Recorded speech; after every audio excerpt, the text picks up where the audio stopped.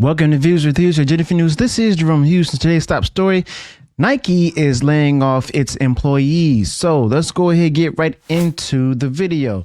So we all heard about, the different backlashes that Nike's taken over the years and everything. But now we're starting to see that, they're not bulletproof when it comes to actually having to lay off employees. See, Nike made an announcement that they're laying off over 1,600 jobs. Yes, you heard that right. 1,600 jobs, 1,600 people being laid off. Now, this move is a part of their plan to cut down costs by a whopping $2 billion over the next 3 years. Now, this decision is huge and it's going to affect a lot of people working there, not particularly those who are working in the stores and the retail stores, as well as managers, as well as others at the distribution centers. Now, this layoff, according to reports, is actually going to hit about 2% of Nike's employees. That might not sound like a big number, but trust me, it's a significant amount, actually. But there's a silver lining for some, as the company CEO, John Donahoe, mentioned that John Donahoe mentioned that store employees, store managers, distribution center workers won't be affected by these layoffs. Now, you might be wondering, why is all this happening? Well, it seems like Nike is facing some tough times. Their stock price has been taking a hit, dropping about $9 billion from its value since June 2023. Now, that's a big and massive drop, if you actually ask me.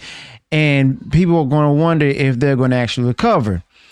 Now, it's clear evidence that the company is feeling the pressure. Now, this also got me thinking about the whole controversy with Dylan Mulvaney. You remember that Nike decided to promote Dylan Mulvaney, a trans TikToker, as the spokesmodel for women's bras and leggings.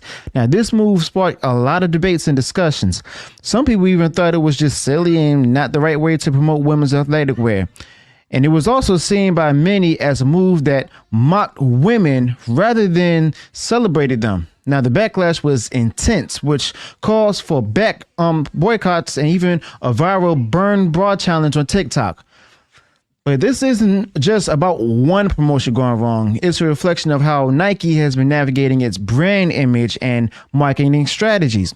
Now, for years, Nike seemed untouchable, basically being the Disney of shoe wear and athletic wear, if you will, thriving despite pushing various progressive stances on gender and race.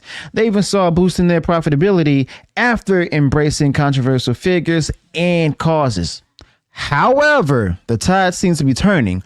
The backlash against companies like Bud Light and Target for similar reasons has shown that there's a growing segment of the consumer base that's not on board with these approaches. And just like Disney, they don't know exactly who their customers are. Yes, they know that they're going out for they know that there's teenagers buying their sneakers, there's also young adults and even older adults buying their sneakers and stuff, but they also forget that there's also parents out there, and in this case also women who buy their products and stuff. And the fact that they're partnering with Dylan Mulvaney, well, it's got a lot of them upset if you see that they've actually lost over $9 billion in the stock value since June 2023. Now, as we look ahead, it's going to be interesting to see how Nike actually try to adjust to this. Will they actually change their marketing strategies? How will they address these concerns of their diverse customer base while staying true to their values? And most importantly, how will they actually ensure their employees, the backbone of the company, are taken care of during these challenging times? Now, we all know that these layoffs are indeed a big deal, and they should be a wake-up call, not just for Nike, but also the big brands out there. It shows that no company is too big to face consequences, and listening to your consumers is more crucial than ever. Okay? Now, these companies should also understand who their customers are.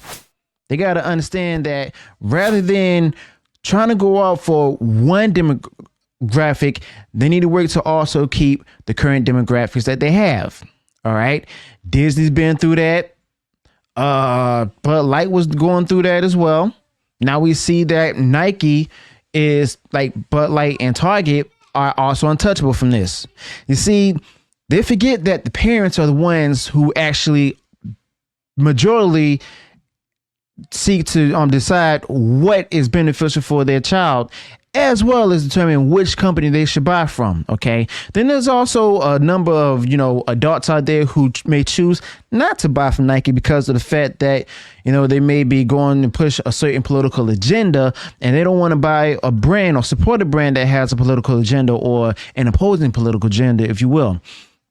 Now, ever since Nike decided to go ahead and go woke, they've started losing value in its, stock price and everything. And I'm not sure that nowadays, if they actually are if they're losing popularity among teens and everything, because now there's a different variety of clothing brands and stuff like that out there going on. People turning to Under Armour, for example, because of the fact that they're either not political or as political as Nike. Okay. And you also see that they're actually learning a lesson from companies like Bud Light and even Target. Okay. So will this actually lead them to start listening to the consumers and everything? Do you think they're going to be able to turn it around? Let me know your thoughts about that in the comments below. Also, be sure to include any additional details that I didn't provide in this particular video on this particular topic. If you enjoy what I shared in this video, go ahead, smash the like button, share far wide across social media. And if you haven't done so already, you enjoyed all the content I put up there, go ahead, subscribe to the channel, click the bell notification so that way you'll be notified of future uploads and updates. Until then, peace.